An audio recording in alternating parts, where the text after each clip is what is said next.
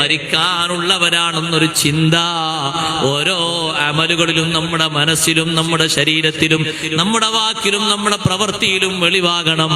എപ്പോഴും ആകാമല്ലോ മരണം.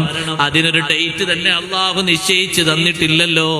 റബ്ബിന്റെ അടുക്കലുണ്ടല്ലോ അതിന്റെ ഖളാ. അള്ളാഹു എപ്പോഴാണെങ്കിലും നമുക്കത് ഖൈറാക്കി തരട്ടെ. എപ്പോഴാണെങ്കിലും വിടവാങ്ങണം.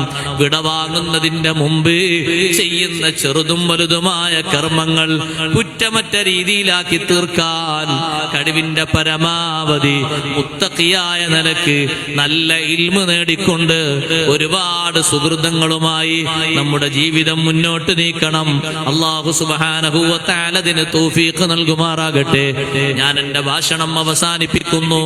ഓ പ്രിയപ്പെട്ട സഹോദരിമാരെ, മുത്തഖീങ്ങളായി നമ്മൾ ജീവിച്ച് പിരിയുമ്പോ മുത്തഖീങ്ങളായി പിരിഞ്ഞെങ്കിലേ ആഖിറത്തിലും സയ്യിദുനാ റസൂലുള്ളാഹി സ്വല്ലല്ലാഹു അലൈഹി വസല്ലം തങ്ങളുമായി വലിയ കണക്ഷൻ നമുക്കുണ്ടാവുകയുള്ളൂ.